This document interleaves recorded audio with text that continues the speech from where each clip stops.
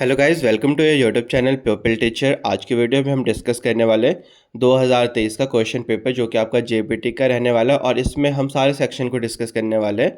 सारा डिटेल की वीडियो रहने वाली है, साथ ही साथ आपको एक पॉइंट्स भी बताए जाएंगे किस तरीके से आपने एमसीक्यूज टाइप क्वेश्चन को सॉल्व करना है और कौन सा बेस्ट मेथड रहता है आपका एमसीक्यूज टाइप क्वेश्चंस को सॉल्व करने के लिए।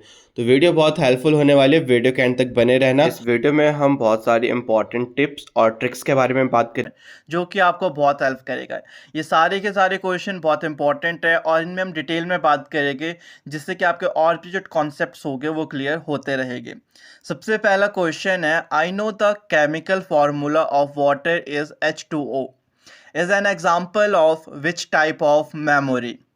मैं जानता हूँ कि जल का रासायनिक सूत्र H2O होता है, किस समृद्धि का उदाहरण है। कभी भी आपके पास कोई भी क्वेश्चन आता है कि आई नो दैट 2+2=4, या फिर हिंदी में मैं जानता हूँ, ये सारे के सारे उदाहरण आपके पास अर्थगत समृद्धि के होते हैं, सिमेंटिक मेमोरी। यहाँ पर आपका ऑप्शन ए बिल्कुल सही है। कभी भी किसी भी चीज़ के पीछे कोई ना कोई लॉजिक है, किसी चीज़ के बताने के पीछे कोई रीज़न है कि आई नो 2 × 3 = 6, तो यहाँ पे भी एक लॉजिक है आपका। तो ये सारे के सारे आपके पास अर्थगत समृद्धि के अंदर आते हैं। अगर हम बात करते हैं एपिसोडिक मेमोरी, यानी कि प्रासंगिक जो समृद्धि है, इसके अंदर आती है डेट या फिर कोई इवेंट्स। आखिर कौन सा इवेंट किस डेट को हुआ था, जब इस तरीके की कोई मेमोरीज होती है वो हमारे पास एपिसोडिक मेमोरी के अंदर आती है। ऑप्शन सी जो यहाँ पे दे रखा है, प्रोसीजरल मेमोरी यानी कि प्रक्रियात्मक समृद्धि, इसका संबंध होता है जहाँ पे कोई प्रोसीजर फॉलो किया जाता है।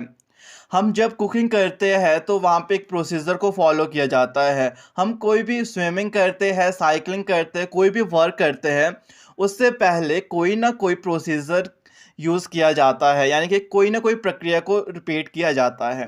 तो जहाँ पे हम कोई कार्य कर रहे होते हैं वो हमारे पास प्रोसीजरल मेमोरी के अंदर आते हैं।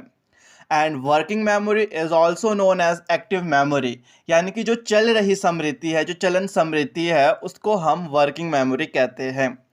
तो इस क्वेश्चन का जो सही ऑप्शन वो तो आपका ऑप्शन ए है, सिमेंटिक मेमोरी। जहाँ पर आपको कभी भी क्वेश्चन आता है कि आई नो करके, मैं जानता हूँ। एपिसोडिक का होगा कोई ना कोई डाटा जहाँ पे कोई इवेंट हुआ डेट से रिलेटेड। और प्रोसीजरल जो मेमोरी होती है, यहाँ पे एक प्रोसीजर को फॉलो किया जाता है।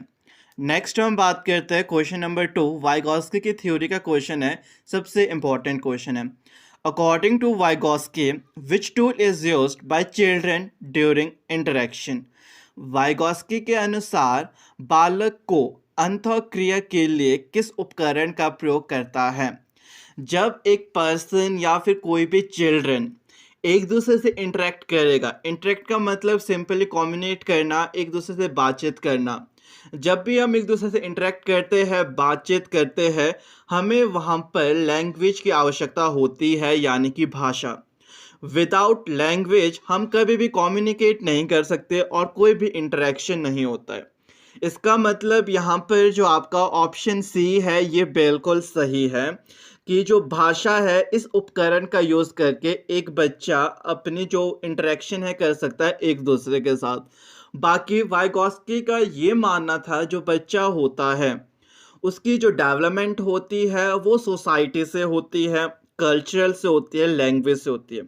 अगर एक बच्चा अपनी सोसाइटी में घुल मिल जाए, वहाँ के कल्चर को फॉलो करे, वहाँ की जो भाषा है, जो लैंग्वेज है उसको फॉलो करे, उसके थ्रू एक बच्चे की फुली डेवलपमेंट हो जाती है।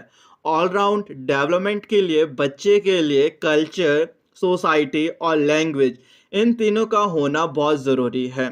यह आपके पास वाइगॉस्की की थोड़ी थ्योरी थी जिसमें कि उन्होंने बताया कि एक बच्चे की ऑलराउंड डेवलपमेंट के लिए किस किस चीज़ की ज़रूरत पड़ती है। बाकी इन्होंने हमारे पास ZPT के बारे में भी बताया कि जोन ऑफ प्रॉक्सिमल डेवलपमेंट, इससे रिलेटेड आपको वीडियो मिल जाएगी चैनल पे। बाकी अगर आप चैनल पे नए हो तो चैनल को सब्सक्राइब कर लेना, क्योंकि इसी चैनल पे आपको अच्छे से बिल्कुल साइकोलॉजी की प्रेपरेशन करवा दी जाएगी टैट के लिए। नेक्स्ट क्वेश्चन नंबर जो 3 हमारे पास है, ये क्वेश्चन बहुत रिपीटेड क्वेश्चन है आपके पास। गेस्टाल्ट मीन्स, यानी कि जो गेस्टाल्ट है उसका अर्थ क्या होता है। गेस्टाल्ट का जो मतलब होता है वो आपके पास होता है होल, यानी कि पूर्ण। यहाँ पे आपका ऑप्शन जो डी है बिल्कुल सही है। इस क्वेश्चन को आप नोट कर लेना क्योंकि सबसे ज़्यादा रिपीटेड क्वेश्चन है आपका ये।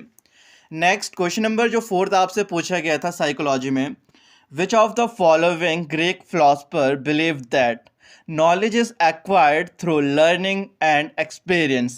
यहाँ पे आपने ये बताना है कि ऐसा कौन था जो ग्रीक का फिलोसफर था जिनका ये मानना था कि नॉलेज जो आपके पास ज्ञान है उसको एक्वायर करने के लिए, उसको अर्जित करने के लिए लर्निंग एंड एक्सपीरियंस, यानी कि आपके पास अधिगम और अनुभव का होना ज़रूरी है। लर्निंग और एक्सपीरियंस के थ्रू एक पर्सन अपनी नॉलेज को एक्वायर कर सकता है। तो ये आपके पास कहा गया था अरस्तु के अनुसार, यानी कि ऑप्शन नंबर बी। ये क्वेश्चन भी आपका रिपीटेड है और कई बार ये भी पूछा जाता है आपके पास कि अरस्तु कहाँ के फिलोसफर थे। तो जो आपके पास अरस्तु थे वो हमारे पास ग्रीक के थे। यहीं पे आपका क्वेश्चन कवर हो गया कि अरस्तु ग्रीक के थे और इनका मानना था किसी भी नॉलेज को एक्वायर करने के लिए, किसी भी ज्ञान को अर्जित करने के लिए हर एक पर्सन को अधिगम और अनुभव की आवश्यकता होती है।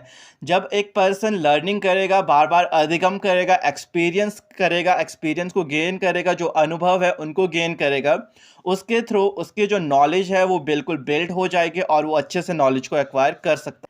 नेक्स्ट जो क्वेश्चन हमारे पास है, क्वेश्चन नंबर 5, ये क्वेश्चन हमारे पास आईक्यू से पूछे गए। आईक्यू वाला सबसे मोस्ट इंपॉर्टेंट कॉन्सेप्ट है आपके पास कई बार बुद्धि लब्धि का जो फॉर्मूला है वो पूछा जाता है। कई बार किसी पर्सन की मेंटल एज निकालने को आता है, कई बार आईक्यू निकालने को आता है और कई बार आखिर ये कॉन्सेप्ट किसने दिया है उसके बारे में भी पूछा जाता है। तो क्वेश्चन आपके पास है, the concept of intelligent quotient और आईक्यू वाज डेवलप्ड बाय, यानी कि जो आपकी बुद्धि लब्धि या आईक्यू की अवधारणा किसने दी थी। तो आपका जो कॉन्सेप्ट है इंटेलिजेंस क्वोशिएंट वाला, आईक्यू वाला, ये हमें दिया गया था स्टर्न के द्वारा। यानी कि यहाँ पर जो आपका ऑप्शन नंबर सी है बिल्कुल सही है, स्टर्न। कई बार विलियम स्टर्न भी होता है, तो कंफ्यूज नहीं होना। अगर विलियम स्टर्न है तो वो भी बिल्कुल सही है, कई बार स्टर्न है तो वो भी ठीक है। दोनों का सेम ही नाम है, सिर्फ कई बार स्टर्न लिखा होता है आधा अधूरा। तो ये आपका कॉन्सेप्ट जो आईक्यू का था वो स्टर्न के द्वारा दिया गया था। आईक्यू का कई बार फॉर्मूला पूछा जाता है जो कि आपको होता है IQ equals to MA/CA into 100, यानी कि एम में जो रहता है वो मेंटल एज और सी ए जो आपका क्रोनोलॉजिकल एज। कई बार आपके पास इसके फॉर्मेट के बारे में पूछा जाता है और इस कॉन्सेप्ट को भी आपको एक बार डिटेल में करवा देंगे हम चैनल पे ही। नेक्स्ट क्वेश्चन, क्वेश्चन नंबर जो 6 हमारा है, हु इन्वेंटेड इंट्रोस्पेक्शन मेथड, यानी कि जो आपका इंट्रोस्पेक्शन मेथड है वो किसके द्वारा इन्वेंटेड किया गया था। या फिर कई बार पूछा जाता है कि इंट्रोस्पेक्शन जो मेथड है उसके जनक किसे माना जाता है। विलियम जो वुंट आपके पास है उनके द्वारा इंट्रोस्पेक्शन मेथड को इन्वेंट किया गया था। यानी कि इंट्रोस्पेक्शन मेथड के जो जनक माने जाते हैं वो हमारे पास विलियम वुंट है। और जो यहाँ से सबसे मोस्ट इंपॉर्टेंट क्वेश्चन बनता है आपके पास, इंट्रोस्पेक्शन सबसे ओल्डेस्ट मेथड है और ये क्वेश्चन सबसे रिपीटेड है आपके पास कि साइकोलॉजी में सबसे पुराना या सबसे ओल्डेस्ट मेथड कौन सा है आपके पास, तो वो आपका इंट्रोस्पेक्शन मेथड है। और इंट्रोस्पेक्शन मेथड का कई बार मीनिंग या फिर अर्थ भी पूछा जाता है, जिसका मीनिंग होता है सेल्फ ऑब्जर्वेशन करना, यानी कि अपने बारे में निरीक्षण करना। और यहाँ से जो क्वेश्चन बनता है आपके पास, इंट्रोस्पेक्शन मेथड अपने बारे में जानने के लिए सबसे हेल्पफुल है। किसी भी पर्सन को अगर अपने बारे में जानना है, अपने फीलिंग्स के बारे में, अपने इमोशंस के बारे में, अपने इंटरेस्ट के बारे में, जिस मर्जी के बारे में जानना अपने से रिलेटेड, तो हमारे को इंट्रोस्पेक्शन मेथड की आवश्यकता पड़ती है। और विलियम वुंट जो आपका यहाँ पे है वो इंट्रोस्पेक्शन के प्रतिपादक भी माने जाते हैं। साथ ही साथ साइकोलॉजी के जो फादर है, साइकोलॉजी के जो जनक है, वो भी विलियम वुंट को ही माना जाता है। ये क्वेश्चन आपने हमेशा ध्यान में रखना। साइकोलॉजी के जो फादर है, जो आपके पास साइकोलॉजी है उसके जो जनक माने जाते हैं, वो भी आपके पास विलियम वुंट ही है। ये क्वेश्चन सबसे ज़्यादा रिपीटेड रहता है आपके पास कि साइकोलॉजी के जनक कौन है आखिर। नेक्स्ट क्वेश्चन नंबर 7 हमारा है, the development of mental ability is known as, मानसिक क्षमताओं के विकास को क्या कहा जाता है। देखो, कभी भी अगर मेंटल एबिलिटी की बात की जाती है, आपकी इंटेलिजेंस की बात कभी भी की जाएगी, उसका संबंध हमेशा कॉग्निटिव डेवलपमेंट के साथ रहता है। आपका जो संज्ञानात्मक विकास है, इसका जो रिलेशन माना जाता है वो मानसिक क्षमताओं के विकास से माना जाता है, यानी कि आपकी जो इंटेलिजेंस है या फिर मेंटल एबिलिटी। तो इस क्वेश्चन का ऑप्शन सी बिल्कुल सही है। Mental ability is also known as cognitive development. और जो आपका संज्ञानात्मक विकास है, कॉग्निटिव डेवलपमेंट, इसका कॉन्सेप्ट हमारे को जीन पियाजे ने दिया था। बाकी इसमें जो रहता है, देखो ऑप्शन ए है आपके पास साइकोलॉजिकल डेवलपमेंट, यानी कि मनोवैज्ञानिक विकास। मनोवैज्ञानिक जो विकास है या फिर साइकोलॉजिकल जो डेवलपमेंट है, इसका जो रिलेशन रहता है वो इमोशनली हेल्थ या फिर इमोशनली डेवलपमेंट। जब एक पर्सन बिल्कुल इमोशनली डेवलप हो जाता है, उसका रिलेशन आपके पास साइकोलॉजिकली डेवलपमेंट के साथ रहता है। फिजिकल डेवलपमेंट की अगर बात करते हैं, शारीरिक डेवलपमेंट या शारीरिक विकास के बारे में, इसका संबंध जब एक पर्सन बिल्कुल फिजिकली फिट है, बिल्कुल तंदुरुस्त है, बिल्कुल उसकी हेल्थ बिल्कुल अच्छी है, तो वो आपका संबंध रखता है फिजिकल डेवलपमेंट के साथ। कॉग्निटिव डेवलपमेंट जो कि आपके पास संज्ञानात्मक विकास है, इसका जो रिलेशन रहता है वो इंटेलिजेंस या फिर आपके पास मेंटल एबिलिटी के साथ है। आपका जो मोटिव डेवलपमेंट रहता है, प्रेरक विकास, इसका संबंध रहता है जब पर्सन अपने लाइफ के लिए मोटिवेट रहता है, यानी कि मोटिवेशन से रिलेटेड रहता है आपके पास motive development. Next question number 8 हमारे पास है, at what age does the child brain develop and attain almost full size, यानी कि बालक का किस वर्ष तक की आयु में मस्तिष्क विकसित होकर लगभग पूर्ण आकार प्राप्त कर लेता है। एक जो छोटा बच्चा होता है, उसका जो दिमाग होता है, जो ब्रेन होता है, फुली डेवलप या फिर बिल्कुल उसका पूर्ण जो आकार है वो ले लेता है आपके पास अप टू 5 ईयर। बेसिकली जो माना जाता है वो अप टू 5 साल तक माना जाता है, 5 ईयर तक। बट कई बार अगर आपको 5 ईयर नहीं दिखता है तो अप टू 6 ईयर भी सही माना जाता है, यानी कि 5 से लेकर 6 साल तक के बीच में जो बच्चा है, उसका जो दिमाग होता है बिल्कुल डेवलप हो जाता है और बिल्कुल अपना जो साइज़ है उसके में बिल्कुल आ जाता है, पूर्ण आकार में आ जाता है। तो यहाँ पर आपका ऑप्शन नंबर बी बिल्कुल सही है, up to 6 year. But by chance कभी आपको अप टू 5 ईयर भी हो, अप टू 6 ईयर भी हो, तो अप टू जो 5 ईयर होगा वहाँ पे 5 वर्ष तक वो बिल्कुल सही माना जाएगा, क्योंकि 5 वर्ष तक एक बच्चे का जो दिमाग होता है, जो मस्तिष्क होता है, बिल्कुल विकसित हो जाता है। बट बाय चांस 5 ईयर नहीं दिखता है तो आपका अप टू 6 ईयर बिल्कुल सही माना जाता है। नेक्स्ट क्वेश्चन, क्वेश्चन नंबर 9 है हमारे पास, according to psychological Freud id is based upon, मनोवैज्ञानिक फ्राइड के अनुसार इट की आधार किससे माना गया है। According to Freud id is based upon the principle of pleasure, यानी कि जो आपका इड होता है उसको सुख के आधार के ऊपर निर्धारित किया गया है। यहाँ पर जो ऑप्शन आपके पास बी है वो बिल्कुल सही है। आपके पास जो फ्राइड है, इन्होंने हमारे पास जो माइंड है हमारा, उसको डिनोट किया गया है, उसको डिफाइन किया है। यानी कि हमारा जो दिमाग होता है, हमारा जो माइंड होता है, उसको 3 अलग अलग भागों में डिवाइड किया गया है, जैसे कि कॉन्शियस, सब कॉन्शियस और अनकॉन्शियस माइंड के बारे में। और जो आपके पास इड, ईगो, सुपर ईगो है, इड, अहम, परा अहम, इस कॉन्सेप्ट को भी हमारे पास फ्राइड ने दिया है। बहुत बार आपसे पूछा जाता है कि इड, ईगो, सुपर ईगो वाला कॉन्सेप्ट आखिर किसने दिया है। तो आपके पास जो इड है, आपके पास अहम है और परा अहम, ये कॉन्सेप्ट भी हमें फ्राइड के ने ही दिया है। और इसमें अलग अलग, जैसे कि इड आपके पास प्लेजर के ऊपर बेस्ड होता है। नेक्स्ट जो हमारा होता है ईगो यानी कि अहम, it is based upon reality. आपके पास जो अहम होता है यानी कि ईगो, वो आपका बेस्ड होता है रियलिटी यानी कि सत्य के ऊपर।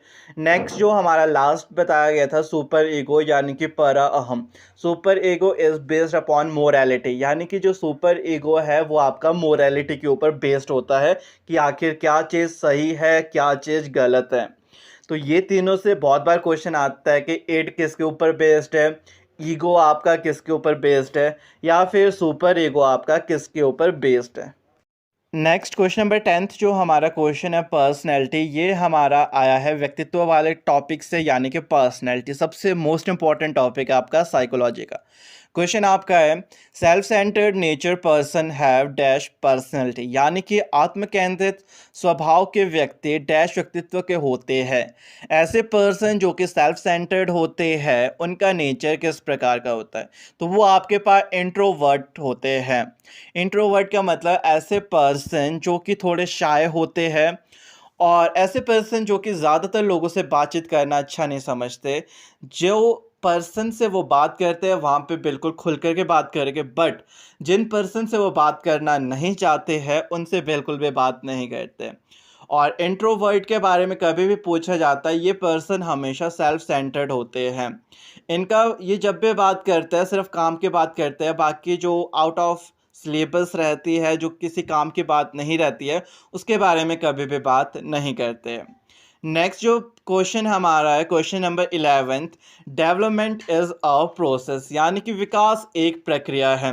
डेवलपमेंट और जो ग्रोथ आपका टॉपिक है साइकोलॉजी का सबसे most important, development is a process continuous. आपके पास जो डेवलपमेंट है, जो विकास है, वो एक निरंतर चलने वाली प्रक्रिया है। ग्रोथ आपकी अनकॉन्टिन्यूस होती है। आपके पास जो वृद्धि होती है वो निरंतर चलने वाली प्रक्रिया नहीं होती है, बट जो आपका विकास होता है डेवलपमेंट, वो आपके पास निरंतर चलने वाली प्रक्रिया है। एक बच्चे का जो डेवलपमेंट की प्रोसेस होती है ये स्टार्ट हो जाती है जब एक बच्चा अपनी माँ के पेट में होता है। यानी कि ये क्वेश्चन बहुत बार आपसे पूछा गया है कि डेवलपमेंट जो प्रोसेस है वो कब स्टार्ट हो जाती है। जब एक बच्चा अपने माँ के गर्भ में होता है आपकी डेवलपमेंट की प्रोसेस तब स्टार्ट हो जाती है। नेक्स्ट क्वेश्चन नंबर 12 हमारे पास, what do you understand by psychophysical difference, यानी कि मनोशारीरिक असमानताओं को क्या कहा जाता है। आपके पास कभी भी असमानता की बात आती है तो वो इंडिविजुअल डिफरेंस के अंदर आती है। इसका मतलब यहाँ पे जो आपके पास ऑप्शन सी है व्यक्तिगत यानी कि इंडिविजुअल, ये बिल्कुल सही है। कभी भी किसी भी पर्सन की साइकोफिजिकल यानी कि फिजिक की बात होती है, शरीर की बात होती है, उसके बीच कभी भी डिफरेंस पूछा जाता है कि असमानता क्यों होती है, तो इंडिविजुअल डिफरेंसेस के कारण। क्योंकि हर एक पर्सन किसी ना किसी पर्सन से किसी ना किसी तरह से अलग होता है।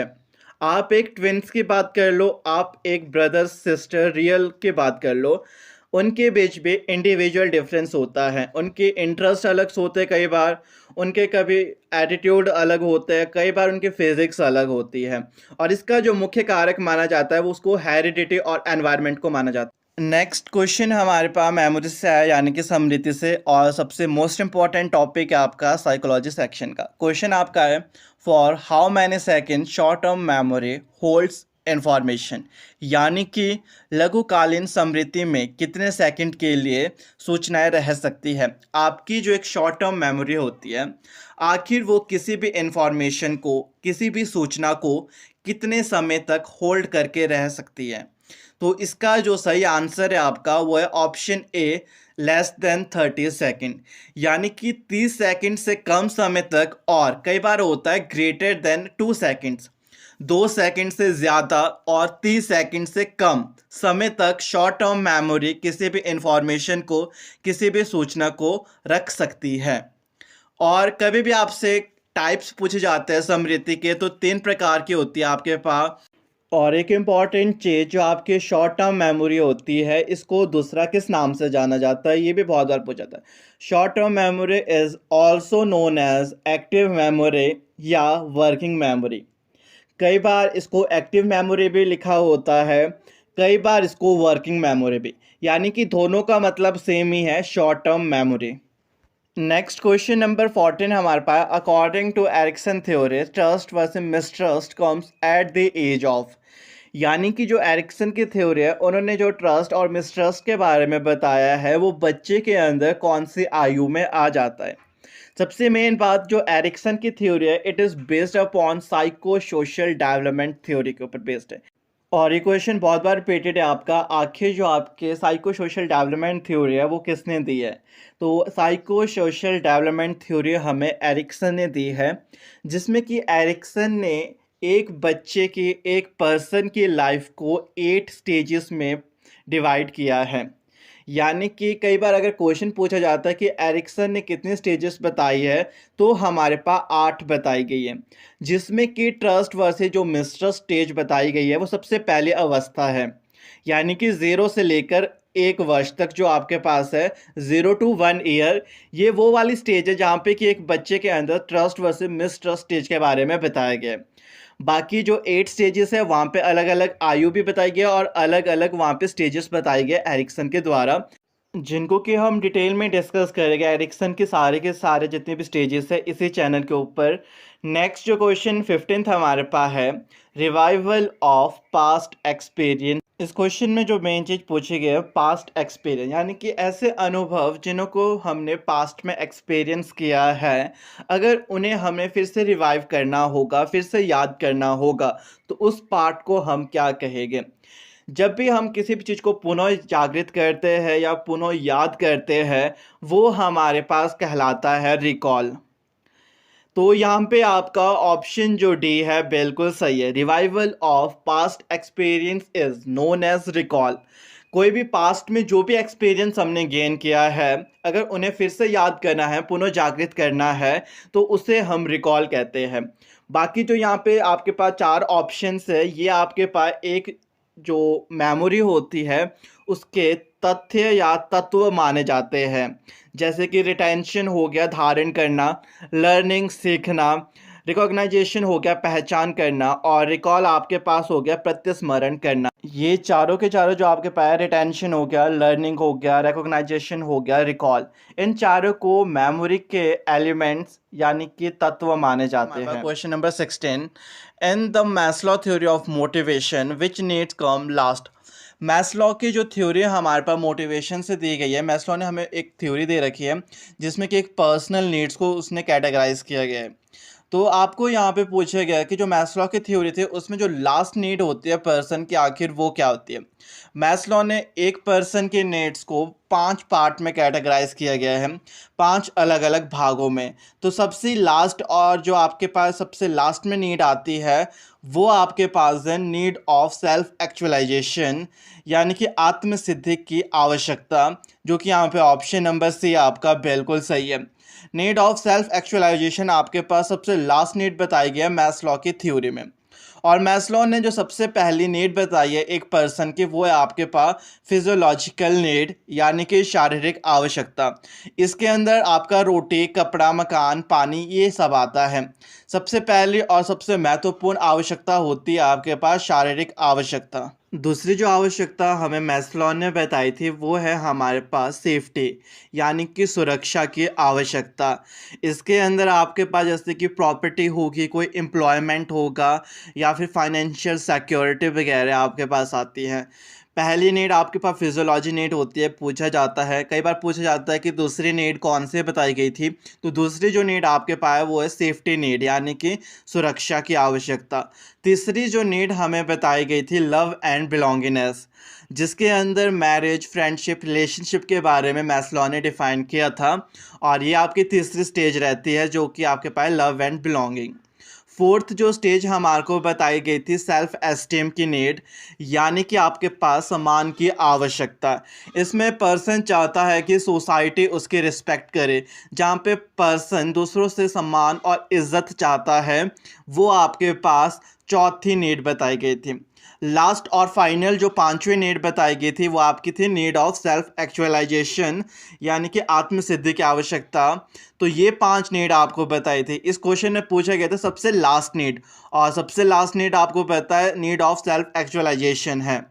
नेक्स्ट क्वेश्चन नंबर जो 17 है, who made 16 personality factor questionnaire, यानी कि 16 व्यक्तित्व कारक प्रश्नावली किसके द्वारा निर्मित की गई थी। ये क्वेश्चन आपके पास पर्सनैलिटी से आया है, इंपॉर्टेंट क्वेश्चन है। आपका 16 पर्सनैलिटी फैक्टर क्वेश्चनियर डेवलप किया गया था कैटल के द्वारा, यानी कि यहाँ पे जो आपका ऑप्शन नंबर डी है वो बिल्कुल सही है।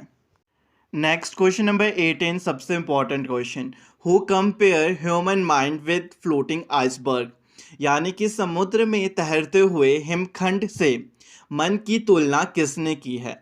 अब देखो जो हमारा माइंड होता है इसके बारे में हमारे पास डिफाइन किया गया था फ्राइड के थ्रू। इसका मतलब यहाँ पे जो ऑप्शन ए आपका है वो बिल्कुल सही है, फ्राइड। क्योंकि फ्राइड ने हमारे पास ह्यूमन माइंड को डिफाइन किया है साइकोलॉजी में। उसने 3 भागों में बांटा गया है दिमाग को। एक आपके पास रहता है कॉन्शियस, अनकॉन्शियस और सबकॉन्शियस, 3 पार्ट्स में डिवाइडेड है। साथ ही साथ जो आपका इड, ईगो, सुपर ईगो, इसके बारे में भी हमारे को फ्राइड ने ही बताया है। और कई बार आपसे पूछा जाता है कि इड किसके ऊपर बेस्ड है, तो id is based upon the pleasure. Id आपके पास सुख यानी कि प्लेजर के ऊपर बेस्ड होता है। Ego is based upon reality. आपके पास जो ईगो होता है वो बेस्ड होता है सत्य के ऊपर। और super ego is based upon morality. Super ego आपका बेस्ड होता है मोरालिटी के ऊपर, यानी कि क्या चीज़ सही है, क्या चीज़ गलत है। इस टाइप के क्वेश्चन आपसे पूछे जाते हैं यहाँ पे फ्राइड की थ्योरी से। और कई बार आपसे ये भी पूछा जाता है कि फ्राइड ने जो थ्योरी दी है आखिर वो किसके ऊपर दी है, तो साइको एनालिसिस के ऊपर दी है, यानी कि मनोविश्लेषण जो थ्योरी है वो हमारे को फ्राइड के द्वारा दी गई है। नेक्स्ट क्वेश्चन नंबर 19 हमारा है, the book principle of psychology is written by, यानी कि मनोविज्ञान के सिद्धांत नामक पुस्तक के रचयिता कौन है। इस टाइप के क्वेश्चंस आपसे बहुत बार पूछे जाते हैं। कई बार जनक या फिर प्रतिपादक कौन है, फादर कौन है, या किसके द्वारा कोई बुक लिखी गई है, इस टाइप के क्वेश्चंस आपसे पूछे जाते हैं। इन क्वेश्चंस को आप पर्सनली नोट किया करें। तो यहाँ पे जो आपका सही ऑप्शन है वो है आपका option number C, William James. आपके पास जो विलियम जेम्स थे, इन्होंने हमारे पास प्रिंसिपल ऑफ साइकोलॉजी यानी कि मनोविज्ञान के सिद्धांत नामक पुस्तक की रचना की थी। नेक्स्ट क्वेश्चन नंबर जो 20 है, which of the following is controlled by thyroid gland, यानी कि क्वेश्चन आपके पास है, निम्न में से किसे थायराइड ग्रंथि नियंत्रित करता है। आपका जो थायराइड ग्लैंड है, जो आपके पास ग्रंथि है, आखिर किसको कंट्रोल करती है। तो यहाँ पे जो आपका ऑप्शन नंबर सी है, मेटाबॉलिज्म, ये बिल्कुल सही है। आपके पास जो थायराइड ग्लैंड है ये मेटाबॉलिज्म को कंट्रोल करता है। इस टाइप के क्वेश्चंस एक आधी बार आपसे पूछते जाते हैं, तो इस क्वेश्चन को भी आप नोट कर सकते हो। नेक्स्ट क्वेश्चन नंबर 21 सबसे मोस्ट इंपॉर्टेंट क्वेश्चन है, और क्वेश्चन आपका क्रिएटिविटी से पूछा गया है। यहाँ से अक्सर आपसे क्वेश्चन पूछे जाते हैं क्रिएटिविटी वाले टॉपिक से।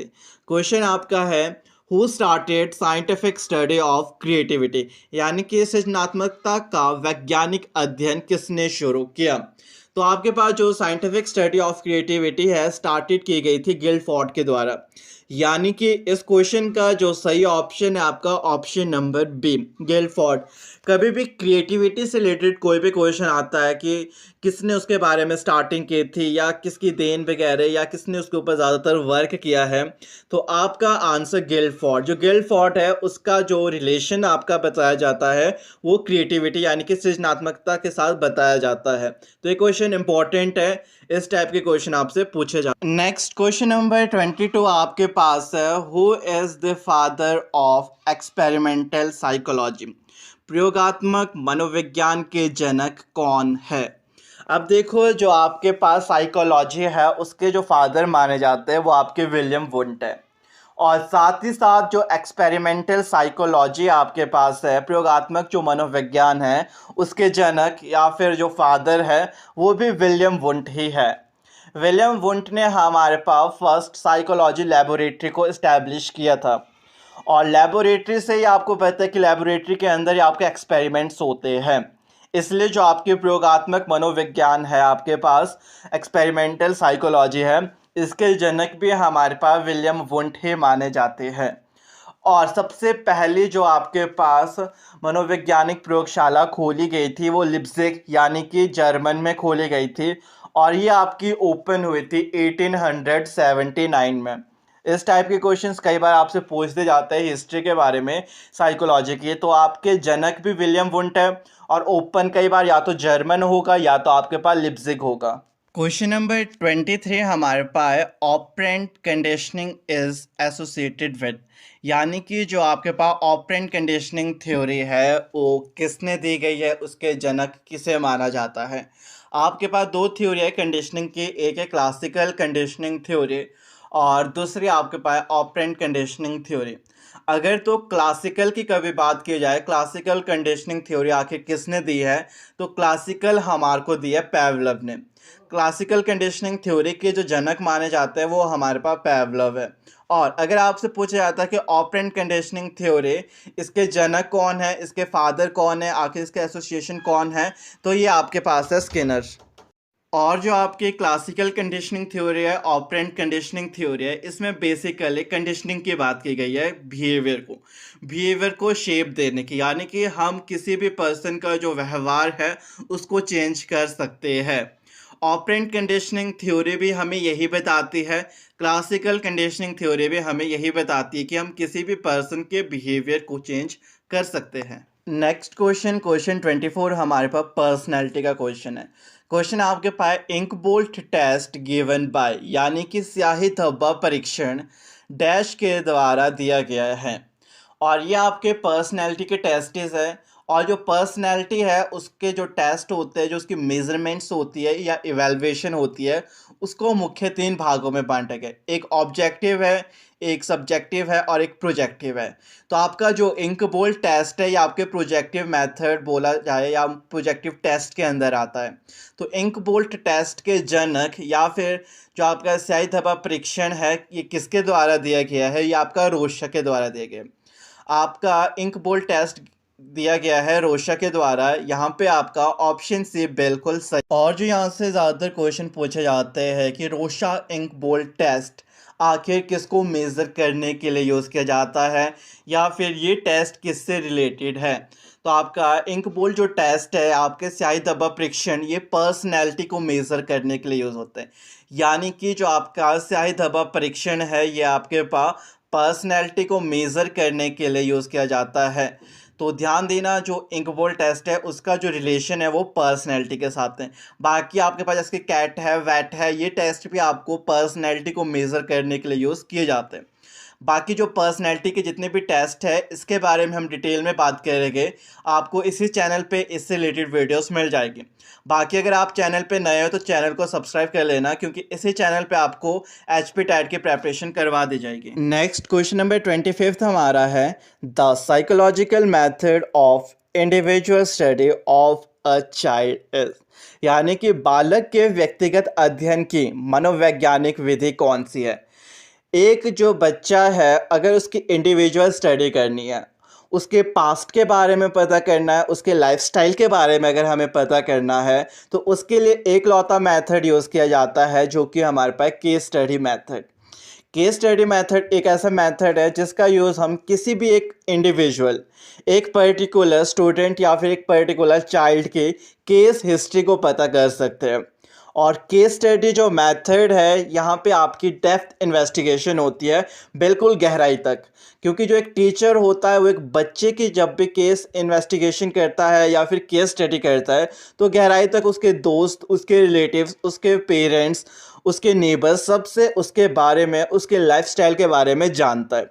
किसी भी इंडिविजुअल के बारे में कभी भी पूछा जाए तो आपकी केस स्टडी एक ऐसा मेथड है जो कि आपको हेल्प करता है। यहाँ पे जैसे कि ऑप्शन ए है आपका रेटिंग स्केल, जहाँ पे कि रेटिंग दी जाती है गुड, बैड, एक्सीलेंट, एवरेज। ये आपका रेटिंग स्केल होता है, ठीक है। नेक्स्ट जो क्वेश्चन एयर मेथड होता है आपका प्रश्नावली, जहाँ पे कि क्वेश्चंस बनाए जाते हैं। बेसिकली यहाँ पे क्वेश्चंस पूछे जाते हैं और आप आंसर्स देते हो, ये आपका क्वेश्चन एयर मेथड है। एक्सपेरिमेंटल मेथड की अगर हम बात करते हैं, प्रयोगात्मक विधि, जहाँ पे कि एक्सपेरिमेंट्स कंडक्ट किए जाते हैं, ट्रायल और टेस्ट होते हैं। नेक्स्ट क्वेश्चन नंबर 26, ये भी हमारे पास कंडीशनिंग की थ्योरी से क्वेश्चन है। Association between stimulus and response is known as, यानी कि उद्दीपन और अनुक्रिया के बीच सहचर्य स्थापित होना डैश कहलाता है।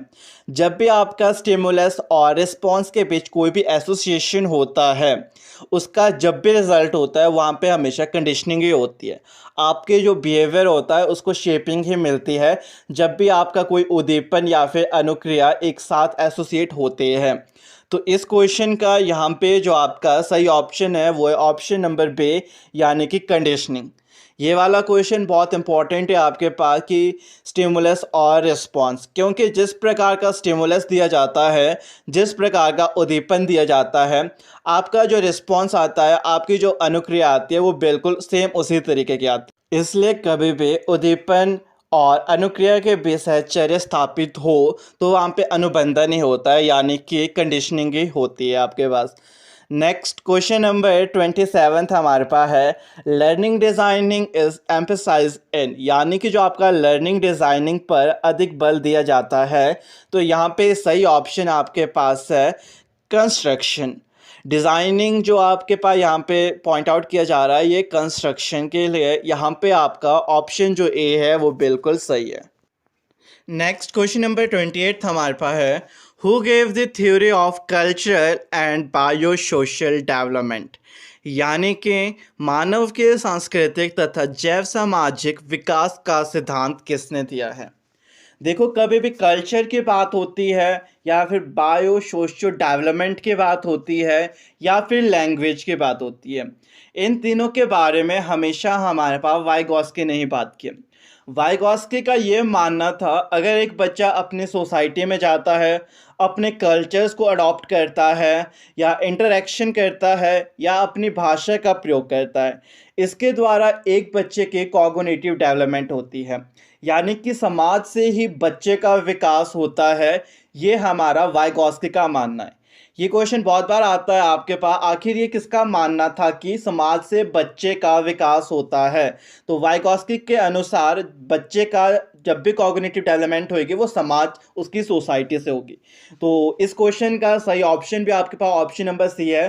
कल्चर की बात कहीं भी होती है, सोशल इंटरेक्शन की बात कहीं भी होती है, लैंग्वेज जो भाषा है उसकी बात कहीं भी होती है, इन सब चीज़ों के बारे में सिर्फ हमें वाइगॉस्की ने बताया। यहाँ पे जैसे कि ऑप्शन ए है जे.बी. वॉटसन, तो जे.बी. वॉटसन ने हमारे पास बिहेवियरिज्म टर्म के ऊपर वर्क किया था। नेक्स्ट जो पैवलव है, इन्होंने हमारे पास क्लासिकल कंडीशनिंग थ्योरी दी थी, जिसमें कि इन्होंने बताया था कि हम किसी भी पर्सन के बिहेवियर को शेपिंग दे सकते हैं, उनको कंडीशनिंग कर सकते हैं। वाइगॉस्की के बारे में हमने बात कर लिया है, इन्होंने बताया है कि बच्चे का विकास समाज से ही होगा। मैस्लो की जो थ्योरी है वो पर्सनल नीड के ऊपर बेस्ड है, जिसमें कि मैस्लो ने हर एक पर्सन के नीड्स को, आवश्यकताओं को 5 अलग अलग भागों में बांटा है। सबसे मुख्य जो रहता है वो आपके पास होता है शारीरिक नीड, यानी कि फिजियोलॉजिकल नीड, और सबसे लास्ट जो नीड मानी जाती है मैस्लो के अनुसार, वो आपके पास है self actualisation. Next question number 29 हमारे पास है, the stages of memory are, यानी कि स्मृति की कितनी अवस्थाएं हैं। आपकी जो स्मृति होती है, जो एक मेमोरी है, उसको 3 स्टेजेस में डिवाइड किया गया है। पहली है सेंसरी मेमोरी, दूसरी आपके पास शॉर्ट टर्म मेमोरी, और तीसरी आपके पास लॉन्ग टर्म मेमोरी। ये 3 आपके पास स्मृति की अवस्थाएं हैं। सेंसरी मेमोरी जो आपके पास रहती है, यहाँ पे कोई भी चीज़, कोई भी स्मृति सिर्फ लेस देन 1 सेकंड, 1 सेकंड तक ही सीमित रहती है। अगर हम बात करते हैं आपके पास short term memory, short term memory की जो सीमा होती है, जो कैपेसिटी होती है, क्षमता होती है, वो ग्रेटर देन 2 सेकंड और लेस देन 30 सेकंड होती है, यानी कि 2 सेकंड से ज़्यादा और 30 सेकंड से कम तक की क्षमता होती है। और आपकी लॉन्ग टर्म मेमोरी मतलब लाइफ लॉन्ग मेमोरी, जो कि हमेशा आपके साथ रहती है। तो कभी भी आपसे स्मृति की स्टेजेस पूछी जाती है, उसकी अवस्थाएं पूछी जाती है, तो 3 है आपकी, sensory, short term memory, long term memory. आपकी जो शॉर्ट टर्म मेमोरी होती है उसको एक्टिव मेमोरी भी बोला जाता है, और कई बार उसे वर्किंग मेमोरी भी बोला जाता है। और जो आपके पास लॉन्ग टर्म मेमोरी है उसको पैसिव मेमोरी बोला जाता है। तो कई बार क्वेश्चन आपके पास आता है कि जो शॉर्ट टर्म मेमोरी है, आखिर उसको दूसरे किस नाम से जाना जाता है, या फिर जो आपकी पैसिव मेमोरी है उसको किस नाम से जाना जाता है। नेक्स्ट क्वेश्चन जो कि हमारा क्वेश्चन नंबर 30 है, पैवलव बिलोंग्स टू विच कंट्री, पैवलव कहाँ के रहने वाले थे। इस टाइप के क्वेश्चन से पूछे जाते हैं। तो पैवलव बिलोंग्स टू विच कंट्री जो क्वेश्चन है, इसका सही आंसर है आपके पास रशिया, यानी कि रूस, ऑप्शन बी। पावलोव हमारे पास रूस के थे। कई बार अगर पूछा जाता है कि पावलोव ने कौन सी थ्योरी दी है, तो क्लासिकल कंडीशनिंग थ्योरी जो हमें दी गई है वो पावलोव ने दी है, जिसके अंदर उन्होंने ये बात कही गई है कि हम किसी भी पर्सन के बिहेवियर को चेंज कर सकते हैं। कई बार क्वेश्चन पूछा जाता है कि पावलोव ने किसके ऊपर एक्सपेरिमेंट को कंडक्ट किया था। तो पावलोव ने एक एनिमल के ऊपर एक्सपेरिमेंट कंडक्ट किया था और उस एनिमल का नाम था हमारे पास डॉग। इन्होंने फूड और सलाइवा के बीच एक कनेक्शन बताया था। तो यहाँ पे जो पावलोव की थ्योरी थी वो क्लासिकल कंडीशनिंग थ्योरी है, और मेन बात जो है इन्होंने कंडीशनिंग थ्योरी हमारे को दी है। सबसे पहला जो क्वेश्चन आपसे यहाँ पे पूछे गए वो नंबर से आए हुए हैं। तो नंबर्स में आपको क्या होता है, सिंगुलर टू प्लूरल में जाना होता है, जिसमें कि आपको SES VES लगाने होते हैं। तो इसके जो रूल्स है वो आपको कराते जाएंगे चैनल पे। फिलहाल अभी हम करते हैं अपना जो क्वेश्चन पेपर में क्वेश्चन पूछे उसको डिस्कस। तो क्वेश्चन है आपके पास, choose the correct change of the number from the option given below. पहला क्वेश्चन आपके पास आया हुआ है काल्फ। तो जब भी आपको पास लास्ट में F आ जाता है तो उसको हम चेंज करते हैं VES में, या हम सिंपली उसको ऐसे ही रख लेते, सिर्फ S लगा लेते, ठीक है। तो जब भी आपके पास कोई जीव वस्तु के नाम आता है, जैसे कि काल्फ क्या होता है, बछड़ा, तो काल्फ है तो F को हम हटा के VES लिख लेते हैं, CALVES काल्फ। तो ऑप्शन नंबर D हमारे पास यहाँ बिल्कुल सही है। नेक्स्ट क्वेश्चन है हमारे पास चाइल्ड। तो चाइल्ड का हमारे को बताना है प्लूरल। तो आपको पता है चाइल्ड का प्लूरल होता है हमेशा चिल्ड्रेन। तो ऑप्शन नंबर सी हमारा यहाँ पे बिल्कुल सही है। इसी तरीके से आपको नंबर्स में देखना होता है, इसके थोड़े बहुत रूल्स है जो आपको बता दिए जाएंगे। नेक्स्ट क्वेश्चन है आपका मैन। तो मैन का जो ए वाले है ना, आपके पास 8 ऐसे प्लूरल्स होते हैं जिसमें कि आपको इनसाइड में वॉल्स होते हैं ना, जो उनको चेंज करना होता है। जैसे कि यहाँ पे मैन है, ए को हमने ई में कन्वर्ट करना होता है, तो यहाँ पे ऑप्शन नंबर सी बिल्कुल सही है। जैसे कि फुट होता है तो डबल ओ होता है ना, FOOT फुट, तो उसमें डबल ई लग जाता है। तो मतलब आपके पास 8 ऐसे वर्ड्स है जिसमें कि आपको मतलब उनके अंदर जो आपके वॉल्स है उनको चेंज करना होता है। तो इसका भी एक रूल है, वो भी आपको बता दिया जाएगा। बट यहाँ पे ऑप्शन नंबर सी आपका बिल्कुल सही है। नेक्स्ट क्वेश्चन आपसे पूछे गए 34 to 36 से आपके वॉइस से क्वेश्चन आए हुए, जो कि बहुत ही टफ लगता है बहुत से स्टूडेंट को, और होते भी है क्योंकि इसमें जो बच्चा होता है ना वो बहुत कंफ्यूज हो जाता है, और ऐसे तरीके के क्वेश्चन पूछते हैं ना पेपर में कि बच्चा पहले ही कंफ्यूज हो जाएगा। तो इसमें है क्वेश्चन नंबर ये मतलब 34 to 36 है, choose the correct form of voice from the given options. तो इसका जो रूल्स होते हैं उसके लिए एक आपका मेगा प्रैक्टिस सेट रखा जाएगा, क्योंकि ये बहुत ऐसा टॉपिक है आपका वॉइस और नरेशन, जिसमें आपको थोड़ा ज़्यादा प्रैक्टिस करनी होगी और ज़्यादा जोर देना पड़ेगा। तो क्वेश्चन है यहाँ पे आई नो हर। तो आई नो हर को आप जब चेंज करोगे तो ये आएगा she is known to me. तो ऑप्शन नंबर ए बिल्कुल सही है आपका, ठीक है। नेक्स्ट बात करें तो I can do it, it can be done by me. Option number D ये आपका बिल्कुल सही है, it can be done by me. क्योंकि जो ये वाले क्वेश्चंस है ना वॉइस वाले, जो आपसे पूछे गए ना वॉइस लास्ट प्रीवियस ईयर के जो क्वेश्चन पेपर में आपसे पूछे जा रहे हैं, इनको आप नोट डाउन कर लेना।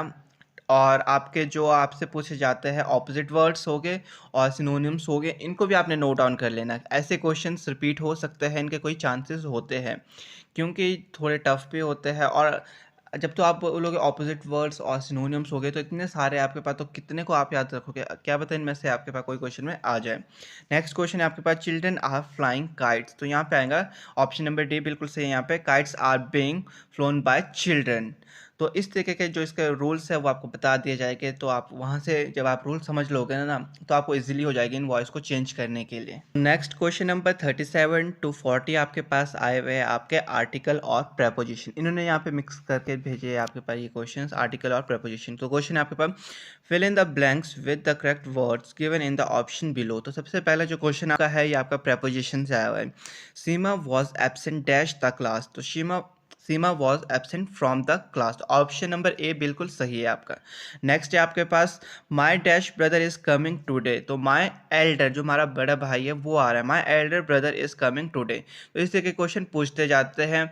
तो जो भी आपके प्रीवियस ईयर के क्वेश्चन पेपर है, मेरा तो ये मानना है कि अगर आप इनको एक बार लिख लोगे या इनको सॉल्व कर लोगे तो आप इजीली जो आपका टैट होता है उसको क्रैक कर सकते हो, क्योंकि एक अंदाज़ा आपको लग जाता है कि किस तरीके से क्वेश्चन को सॉल्व करना है, कैसे क्वेश्चन पूछे जाते हैं। और क्वेश्चन आपको पता है कि जो सिलेबस है वो मैंने बता लिया, और वो उसी के रिगार्डिंग आपसे क्वेश्चन पूछे जाते हैं। क्वेश्चन आपके आए हुए आर्टिकल से। तो आपको पता है हमारे पास 3 आर्टिकल्स होते हैं, ए, एन और द, और इनके जो रूल्स है वो पता आपको चल जाएगा। कुछ ही दिनों में आपको इसके रिगार्डिंग वीडियोस आ जाएगी डिटेल में, ठीक है। तो यहाँ पे क्वेश्चन है आपका, हेयर इज डैश एग। तो आपको पता है एग में जो सबसे पहला वर्ड है वो है ई, और ई आपका वॉल्स होता है। वॉवल से पहले आपको पता है आपका एन हमेशा लगता है, ये बात आपको पता है। जब भी वॉवल साउंड आएगी या वॉवल वर्ड होगा आपके पास तो ए ई आई ओ यू, तो आपके पास एन लगता है, ये आप सभी को पता है। तो यहाँ पे ऑप्शन नंबर ए हमारा बिल्कुल सही है, एन।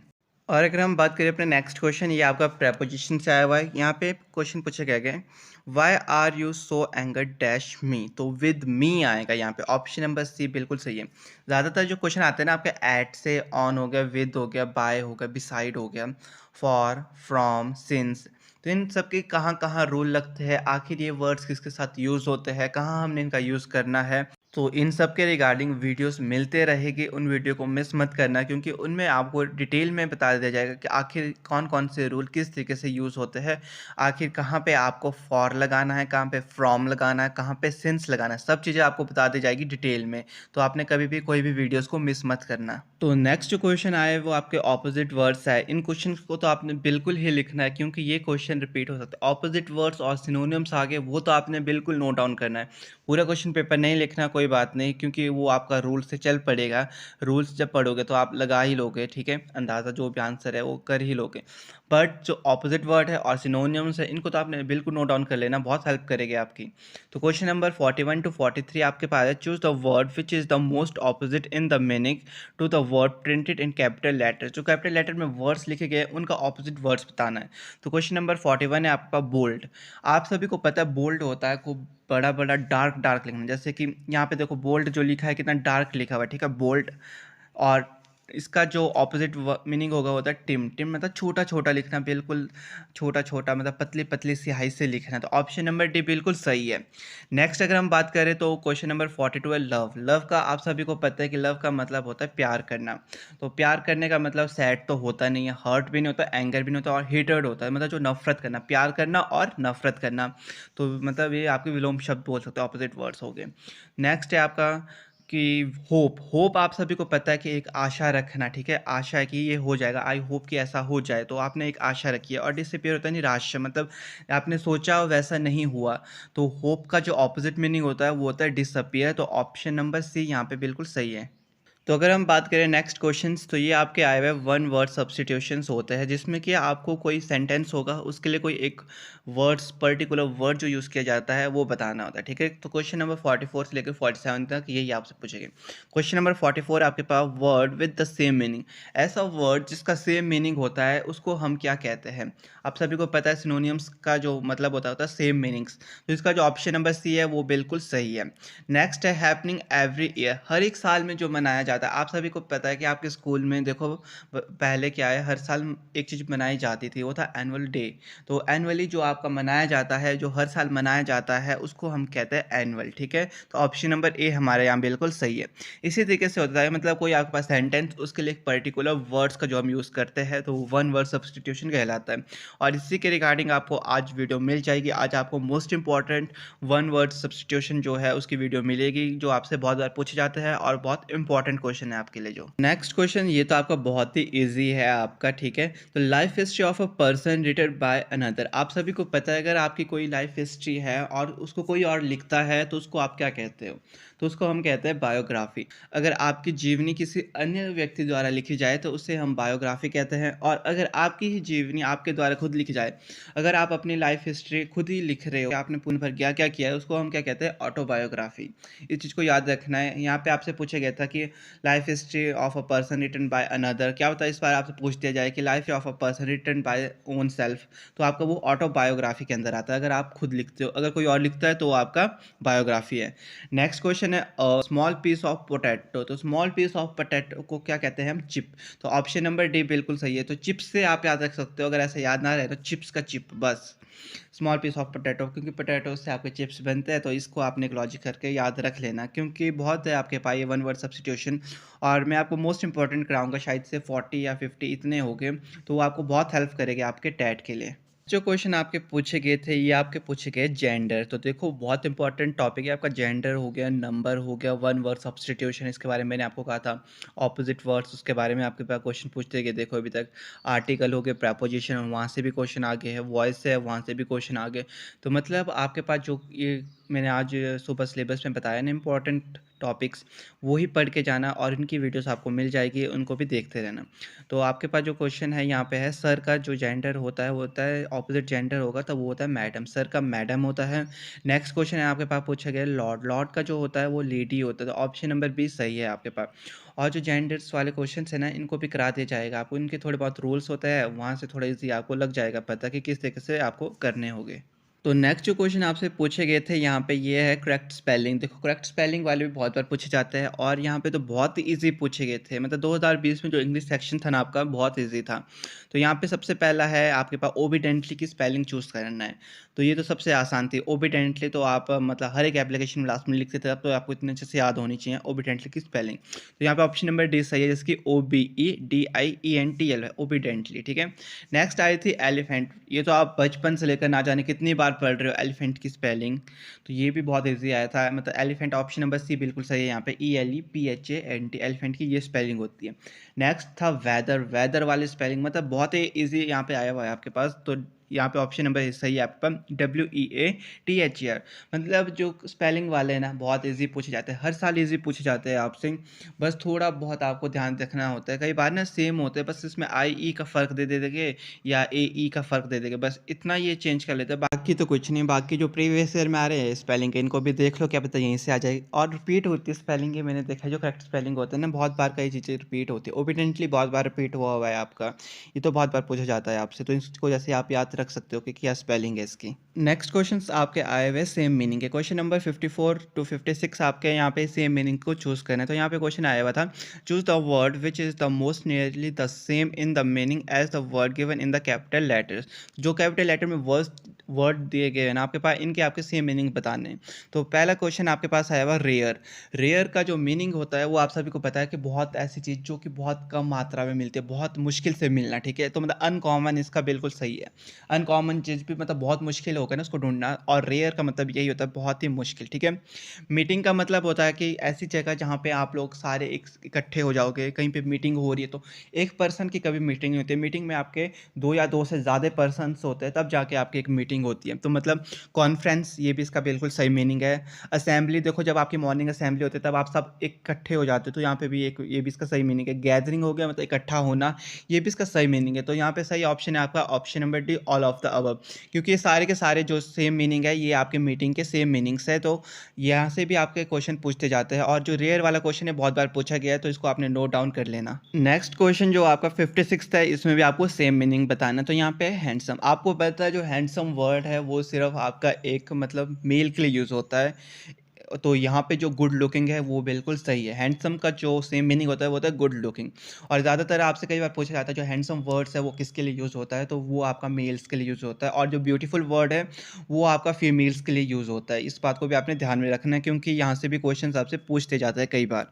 नेक्स्ट क्वेश्चन आपके फ्रेजेस आए हुए हैं, इसको आप जैसे कि हिंदी में आपके मुहावरे होते हैं तो उस तरीके से, तो यहाँ पे आपको चूज़ करना है करेक्ट इडम्स बोल दे चाहे फ्रेजेस बोल दे। तो पहला जो आपके पास यहाँ पे दिया हुआ है क्वेश्चन नंबर 57 ये है अ वाइट डैश, तो इसका एलिफेंट आएगा, क्योंकि ये आपके फ्रेजेस है एक मुहावरे जैसे मुहावरे होते हैं ना उसी तरीके के, तो ये भी आपको करा दिए जाएंगे वैसे। तो यहाँ पे जो ऑप्शन नंबर बी है वो बिल्कुल सही है। नेक्स्ट क्वेश्चन है वो है 58 क्वेश्चन है, टू ब्रेक द आइस, ये भी आपके पास एक मुहावरा है, तो इसको भी आपने याद रखना है। तो यहाँ पे ऑप्शन नंबर भी बिल्कुल सही है।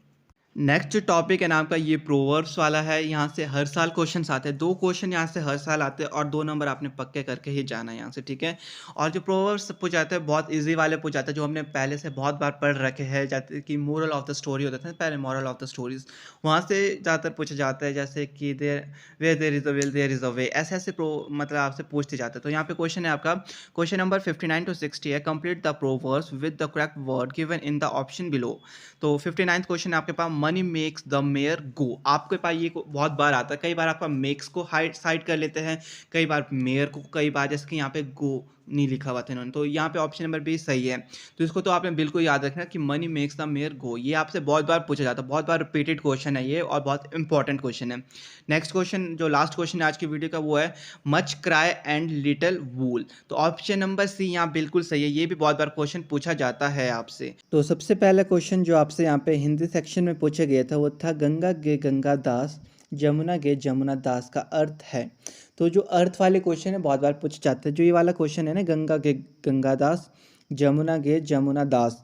ये क्वेश्चन आपके पास पीछे भी आ रखा है और क्वेश्चन पेपर में, मतलब कि जो आपके शायद से 14 या 15 का है जो उसमें भी आया हुआ है। तो ऐसे क्वेश्चंस क्या पता रिपीटेड हो जाते हैं, तो इन क्वेश्चन को आपने लिख लेना। तो क्वेश्चन था गंगा गे गंगा दास जमुना गे जमुना दास का अर्थ, तो इसका मतलब होता है जिसका कोई दृढ़ सिद्धांत ना हो। ऐसा कोई चीज़ जिसका दृढ़ सिद्धांत ना हो उसके लिए हम इस चीज़ का यूज़ करते हैं, गंगा गे गंगा दास जमुना गे जमुना दास। तो इसको आपने याद रखना है। नेक्स्ट क्वेश्चन की बात करें तो रिक्त स्थान की पूर्ति करें, तो यहाँ पे हमारे पास फिल इन द ब्लैंक्स दिया है, इसको हमने फिल करना है। ये है सत्य और अहिंसा का डैश संबंध है। तो हमें बताना कि आखिरकार जो सत्य और अहिंसा होता है उसके बीच किस तरीके का संबंध होता है। तो जो हमारा सत्य और अहिंसा के बीच हमारा घनिष्ठ संबंध होता है, तो ऑप्शन नंबर सी हमारा करेक्ट है। तो जब भी आपसे ऐसा पूछा जाए कि सत्य और अहिंसा का डैश संबंध है, तो उसके बीच हमारा घनिष्ठ संबंध होता है, बहुत ही गहरा। नेक्स्ट बात करें तो कर्म के आधार पर क्रिया के कितने भेद हैं। ज़्यादातर ना आपसे भेदों से क्वेश्चन पूछे जाते हैं जब आप पढ़ोगे ना, तो कि किसके कितने भेद है, कर्म के कितने भेद, कर्म के आधार पर क्रिया के कितने भेद हैं, शब्द के कितने भेद है, और ओके संज्ञा के कितने भेद है, सर्वनाम के कितने भेद है, ऐसे ऐसे क्वेश्चन आपसे ज़्यादातर पूछे जाते हैं।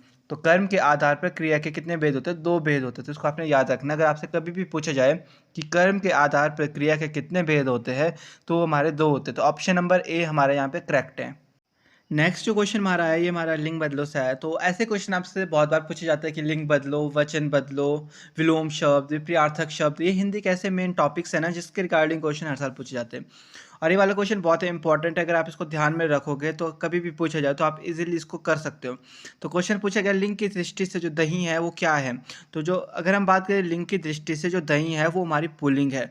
तो यहाँ पे ऑप्शन नंबर भी हमारा करेक्ट है। जब भी आपसे कभी ऐसा पूछा जाए कि लिंग की दृष्टि से जो दही है वो क्या है, तो वो आपका पुल्लिंग है। इसको आपने ध्यान में रखना। अगर कभी भी टैट में पूछा जाए तो सीधे आपने पुल्लिंग के ऊपर टिक लगा लेना, और इससे क्या है कि आपका एक टाइम भी बच जाएगा, वरना सोचने में टाइम व्यर्थ नहीं करना है। नेक्स्ट क्वेश्चन भी आपका ये लिंग बदलो से ही आया हुआ है, तो बहुत इंपॉर्टेंट टॉपिक है, तो इनको प्लीज़ आपने पढ़ के जाना, ठीक है। तो कवि का स्त्रीलिंग होता है कवित्री, तो यहाँ पे जो ऑप्शन नंबर सी है वो हमारा सही है। नेक्स्ट बात करें जो क्वेश्चन नंबर 67 आपसे पूछा गया ये है, देवनागरिक हिंदी व संस्कृति के अतिरिक्त अन्य किस भाषा की लिपि है। तो जो हमारी मराठी और नेपाली है वो भी हमारी देवनागरिक लिपि में लिखी जाती है।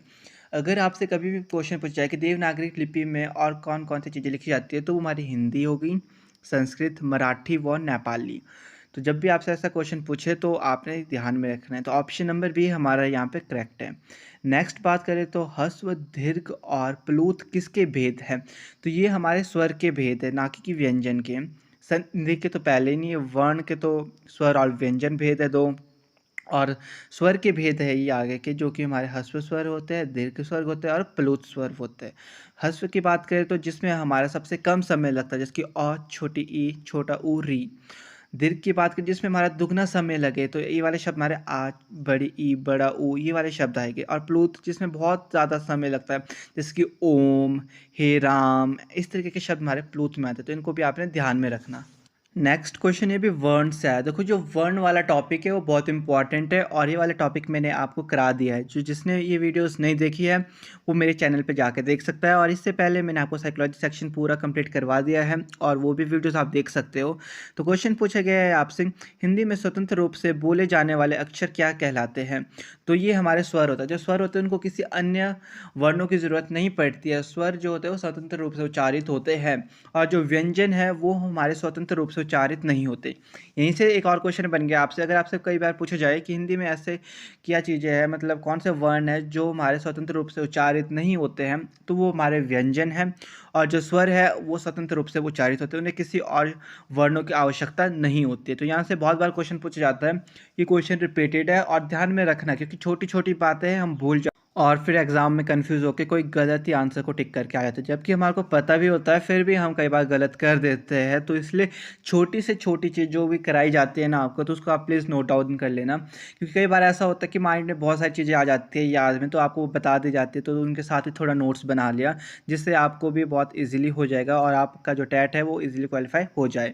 नेक्स्ट क्वेश्चन बात करें तो यहाँ पूछा गया आपसे, निम्नलिखित में से कौन सा यौगिक शब्द है। इनसे भी बहुत बार क्वेश्चन पूछा था कि रूट रूढ़ शब्द कौन सा है, यौगिक शब्द कौन सा है, योगरूढ़ शब्द कौन सा है। तो इसका जो कॉन्सेप्ट है उसके बारे में थोड़ा बहुत आपको यहीं पे बता लेता हूँ ताकि कि आपको इजीली पता चल जाए।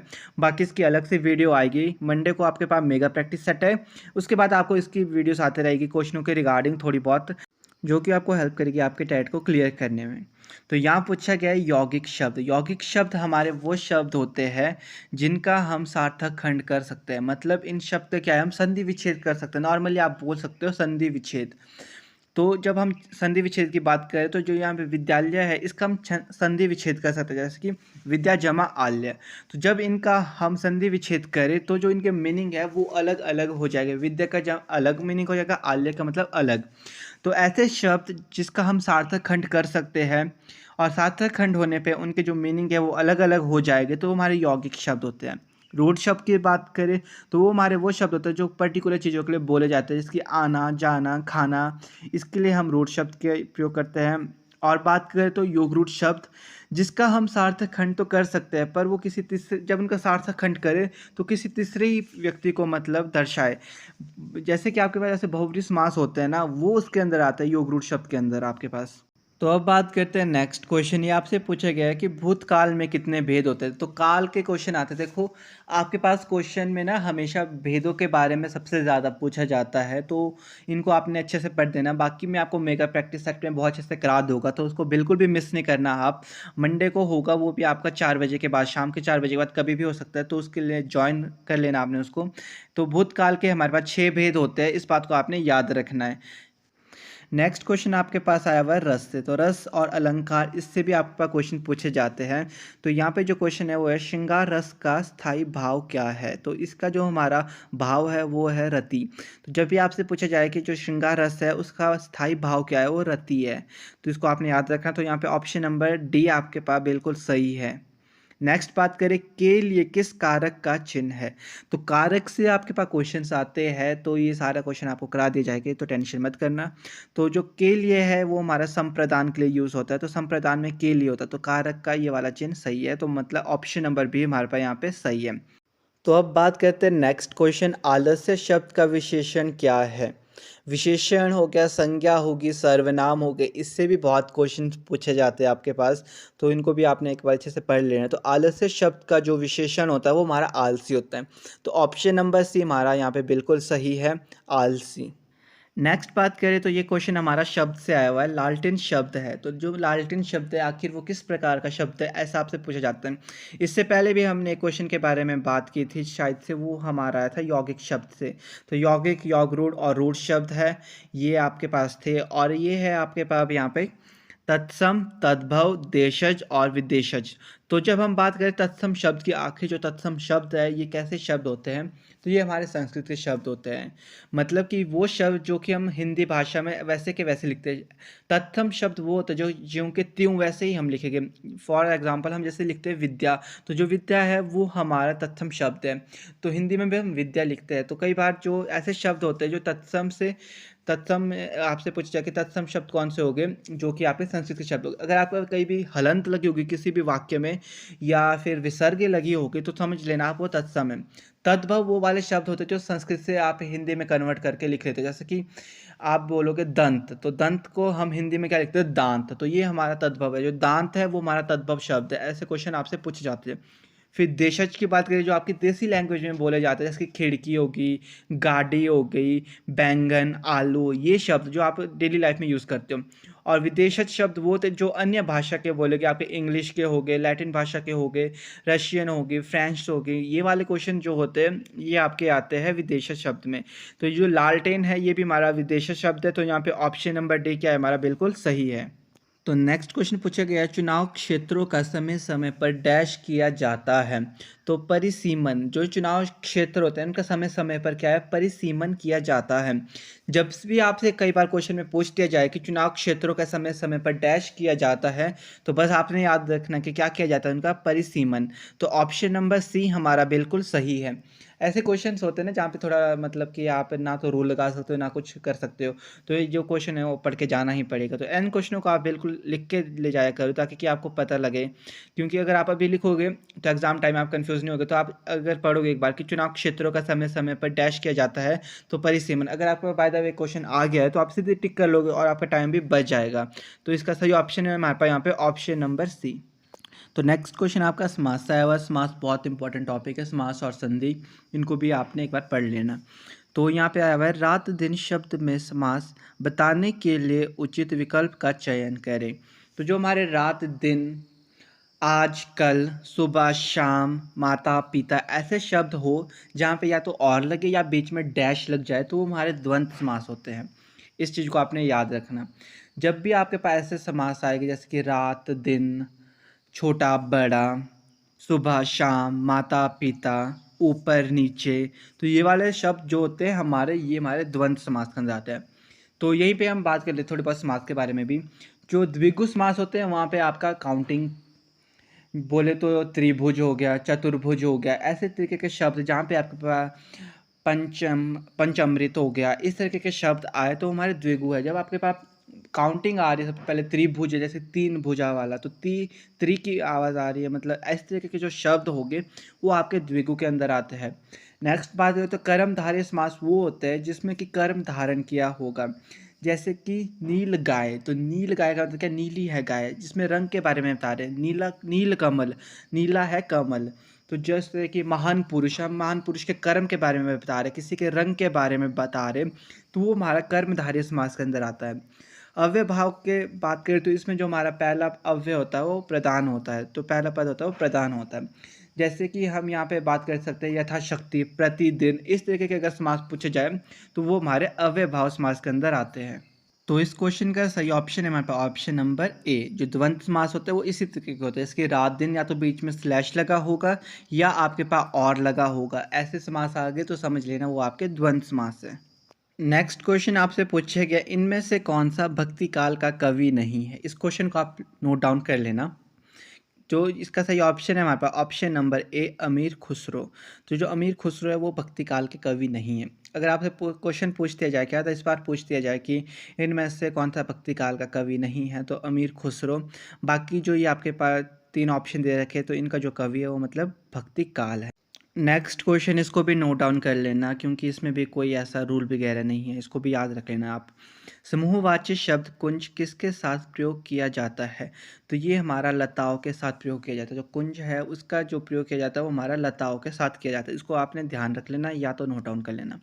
नेक्स्ट बात करें तो उत्पत्ति या स्रोत के आधार पर शब्द कितने प्रकार के होते हैं। तो उत्पत्ति और स्रोत के आधार पर हमारे पास 3 प्रकार के शब्द होते हैं। इस चीज़ को भी ध्यान रखना। तो ऑप्शन नंबर जो आपके पास ए है वो बिल्कुल सही है यहाँ पर। तो नेक्स्ट क्वेश्चन हमारे पास देखो फिर से समास से पूछा गया है। गिरिधर समास पद में कौन सा समास है। तो जो गिरिधर है वो देखो आपका भगवानों के लिए यूज़ किया जाता है गिरिधर, तो इसमें बहुव्रीहि समास है। जो भी समास आपका भगवानों के लिए यूज़ किया जाए जैसे कि नीलकंठ हो गया आपका, और क्या होता है आपके पास जैसे कि रावण के लिए क्या बोलते हैं दशानंद हो गया, और जैसे गणेश भगवान के लिए लंबोदर, तो ऐसे वाले शब्द जिसमें कि हमारे पास भगवानों के लिए यूज़ किया जाए तो ऐसे शब्द हमारे बहुव्रीहि समास में आते हैं। तो द्वंद्व क्या आपको पता है, द्वंद्व में आपके पास या तो बीच में डैश लगा होगा या और लगा होगा, जिसके रात दिन, सुबह शाम, ऊपर नीचे, ऐसे शब्द काय में आएगा द्वंद्व में। द्विगु की बात करें तो काउंटिंग वाले शब्द जिसमें कि पंचामृत, त्रिभुज, इस तरह के शब्द हो गए तो वो हमारे द्विगु के अंदर आ गया। अव्यय भाव समास होगा हमारा जिसमें कि पहला अव्यय प्रधान होगा, जैसे कि यथाशक्ति, प्रतिदिन, इस तरीके के शब्द हमारे अव्यय भाव समास के अंदर आते हैं। तो जो यहाँ पे सही ऑप्शन है वो है ऑप्शन नंबर ए बहुव्रीहि समास। जो हमारे गिरिधर समास होता है, समास है, ये हमारा इसके अंडर आता है। जब भी भगवानों के नाम आएंगे, मतलब भगवानों के लिए जो वर्ड्स यूज़ किए जाते हैं, तो जैसे नीलकंठ वगैरह वगैरह, तो ये आपके इसके अंदर आते हैं। तो इस चीज़ को आपने याद रखना क्योंकि समास से आपका बहुत सारे क्वेश्चन पूछे जाते हैं। नेक्स्ट क्वेश्चन आपके पास फिर से शब्द से ही आया हुआ है। ये क्वेश्चन आपके पास पूछा गया अटालिका शब्द है। जो अटालिका शब्द है वो हमारा तत्सम शब्द है। क्यों ये तत्सम शब्द है इसका लॉजिक समझो। मैंने जब आपको पहले भी ये मतलब इससे पहले इसी वीडियो में बताया, जो तत्सम शब्द होते हैं हमारे संस्कृत के शब्द होते हैं। जिस भी शब्द में आपके पास हलंत लग गई या फिर विसर्ग लग गई वो तो बिल्कुल ही तत्सम शब्द है। तो वहाँ तो आपने ज़्यादा कुछ सोचना ही नहीं है, याद रखना बस तत्सम शब्द मतलब संस्कृत के शब्द। तद्भव शब्द की बात आए तो हमारे हिंदी के शब्द हो गए, और जो कि हमारे जैसे कि दंत को मैंने बोलता दांत में परिवर्तन करके हम लिखते हैं हिंदी में, तो मतलब दांत होता तो दांत है वो हमारा तद्भव शब्द है। नेक्स्ट है तो देशज, देशज आपको बताया जैसे कि अपनी भाषा में बोल जाता है, जैसे कि आलू, बैंगन, लोटा। ज़्यादातर जो लोटा शब्द है ना, ये बहुत बार पूछा जाता है कि लोटा शब्द कौन सा शब्द है, इसको भी ध्यान रखना है, देशज है। नेक्स्ट विदेशज शब्द की बात करें तो ये विदेशी शब्द है हमारे, जो कि इंग्लिश लैंग्वेज से लिए जाइए, जैसे कि मास्टर हो गया या डॉक्टर हो गया आपके पास। इस तरीके के जो शब्द होते हैं ये आपके विदेशज शब्द के अंदर आते हैं। तो यहाँ पे जो हमारा सही ऑप्शन है वो है ऑप्शन नंबर ए। बस इन शब्दों को भी आप ध्यान में रखना, इनके जो लॉजिक्स है वो थोड़े बहुत मैंने आपको बता लिया आज की वीडियो में, क्योंकि बहुत बार क्वेश्चन आते हैं यहाँ से। तत्सम तद्भव शब्द हो गए, योग रूढ़ शब्द हो गए, रूढ़ शब्द हो गए, यौगिक शब्द, ऐसे क्वेश्चन बहुत बार पूछे जाते हैं। नेक्स्ट क्वेश्चन आपके पास पूछा गया है, किसी भी भाषा की मौखिक ध्वनियों को प्रकट करने वाले लेखन चिन्ह को क्या कहते हैं? तो उसको हम हमेशा लिपि कहते हैं, इस बात को ध्यान में रखना आप। तो यहाँ पे ऑप्शन नंबर बी जो है वो हमारा बिल्कुल करेक्ट है। अगर आपसे कभी भी पूछा जाए ना, किसी भी भाषा की मौखिक ध्वनियों को प्रकट करने वाले लेखन को चिन्ह को क्या कहते हैं, तो वो हमारा लिपि होता है। लिपि में हमें जो हर एक चीज़ की, देखो आपके पास लिपि है, हिंदी जो वर्णमाला है इसकी आपके पास लिपि है, तो अलग अलग लिपि होती है हर एक चीज़ को लिखने के लिए। जो भी हम मौखिक ध्वनि बोले, जो हम मुंह से बोलते हैं, उन चीज़ों को हम जब लिखेंगे तो वो एक लिपि के अंदर लिखी जाती है। तो ऑप्शन नंबर बी बिल्कुल सही है यहाँ पे। तो नेक्स्ट क्वेश्चन आपके पास पूछा गया है उच्चारण स्थान, क्योंकि उच्चारण स्थान भी इम्पॉर्टेंट टॉपिक है। सिलेबस मैंने पहले बता रखा है, जिसने नहीं देखा वो देख सकता है, ताकि कि आपको अच्छे से इजीली आसानी हो जाएगी पेपर के लिए कि कौन कौन से टॉपिक पूछे जाते हैं। तो रॉ का उच्चारण स्थान क्या होता है? तो रॉ का जो उच्चारण स्थान है वो आपका दंत है। नेक्स्ट क्वेश्चन बहुत इंपॉर्टेंट क्वेश्चन है और आपके रस से आया हुआ है। तो ये निम्नलिखित में से किसे रसराज कहा जाता है? तो हमारा श्रृंगार, जो श्रृंगार है उसे रसराज कहा जाता है। तो हमारा ऑप्शन नंबर ए बिल्कुल सही है। इस क्वेश्चन को भी नोट डाउन कर लेना, क्योंकि ऐसे क्वेश्चन पूछे जाते हैं, रिपीटेड हो गए तो आपका ही फायदा होगा। नेक्स्ट क्वेश्चन आपका मुहावरे से आया हुआ है। तो यहाँ पे क्वेश्चन पूछा गया आपसे, उचित विकल्प चुनिए। अंगूठा दिखाना, अंगूठा दिखाने का मतलब क्या होता है आपके यहाँ? देने से इनकार करना। तो इसलिए सही ऑप्शन है आपके पास ऑप्शन नंबर ए। तो आपसे मुहावरे से भी बहुत बार क्वेश्चन पूछे जाते हैं, तो इसको भी याद रखने लेना। अंगूठा दिखाने का मतलब है देने से इनकार करना। तो नेक्स्ट क्वेश्चन आपका आया है उपसर्ग। तो उपसर्ग और प्रत्यय भी बहुत इंपॉर्टेंट है। तो सबसे पहले तो आप डिफरेंस समझ लो। उपसर्ग होता है आपका सबसे पहले स्टार्टिंग वाले, ठीक है। जो प्रत्यय होता है वो होता है जो आपके एंड में होता है। जो शब्द के स्टार्टिंग में होता है वो उपसर्ग है, जो शब्द के एंड में होते हैं वो प्रत्यय होते हैं। तो यहाँ पे पूछा गया है आपके पास बेइंसाफ का प्रयुक्त उपसर्ग क्या है? तो जब भी आपके पास उपसर्ग पूछा जाए तो सबसे पहले आप एक चीज़ को ध्यान में रखना है, जैसे कि आपके पास यहाँ बेइंसाफ है। तो बेइंसाफ जो ई है और बे है, तो आपको जो एक की मात्रा है ये भी आपकी स्वर है, और जो ई है ये भी आपका स्वर है। तो कभी भी दो स्वर आपके पास उपसर्ग के अंदर नहीं आते हैं। तो जो उपसर्ग है वो सिर्फ बे ही है।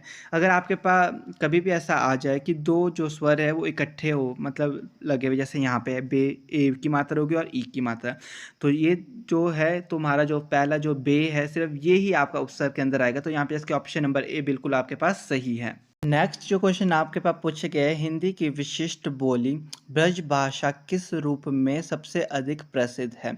तो काव्य भाषा में सबसे ज़्यादा प्रसिद्ध है। तो इस क्वेश्चन को भी आपने नोट डाउन कर लेना, ऐसे क्वेश्चन पूछे जा सकते हैं आपसे। नेक्स्ट क्वेश्चन की बात करें तो इनमें कौन सा स्वर संधि का उदाहरण है? तो इसमें जो हमारे पास स्वर संधि का उदाहरण है वो हमारे पास पवन, जो पवन है वो हमारा स्वर संधि का उदाहरण है। तो ऑप्शन नंबर जो डी है हमारे पास ये बिल्कुल सही है। ऐसे क्वेश्चन भी स्वर से और मतलब संधियों से बहुत सारे क्वेश्चन पूछे जाते हैं आपके पास, जैसे कि स्वर संधि होगी, संधि के कितने भेद है? तो 3 भेद है। स्वर संधि होगी, व्यंजन संधि होगी और एक आपकी विसर्ग संधि होगी। तो यहाँ से भी बहुत सारे क्वेश्चन बन जाते हैं कि कई बार आपसे पूछा जाता है कि जो संधि है, जो स्वर संधि है वो किस तरीके से बनती है, और जो व्यंजन संधि है वो किस तरीके से बनती है, जो आपके पास विसर्ग वाली संधि है वो कैसे होती है। तो जिसमें तो विसर्ग होगा वो तो आपके विसर्ग संधि के अंदर ही आते हैं। और जैसे स्वर संधि है तो इसमें आपके पास क्या है, स्वरों के बारे में, जैसे कि अ जमा अ इस तरीके से बनता है, अ जमा आ किस तरीके से होता है, इस तरीके के आपके पास स्वर संधि के अंदर आते हैं। तो ऐसे कुछ क्वेश्चन आपसे आप पूछे जाते हैं संधियों से रिगार्डिंग, जो कि बहुत ही इंपॉर्टेंट है। बट आप टेंशन मत करना, जो आपका अभी मंडे को मेगा प्रैक्टिस सेट है उसमें आपको सारे रूल बताए जाएंगे। तो वो वीडियो बहुत बड़ी होने वाली है, तो उस सेट को कोई भी मिस मत करना। नेक्स्ट आपके पास पूछा गया है जो क्ष ध्वनि है किसके अंतर्गत आती है, तो ये हमारे संयुक्त वर्णों के अंदर आती है। यहाँ से बहुत बार पूछा जाता है। फिर अघोष और सघोष हो गए, ये तो अलग चीज़ होगी। तो जो बस आपने याद रखना कि ये आपके पास सिर्फ संयुक्त व्यंजन के अंदर 3 चीज़ें, मतलब 4 चीज़ें आती है। क्ष हो गया, त्र हो गया, ऐसे वाले शब्द जो है वो आपके पास संयुक्त वर्ण के अंदर आते हैं।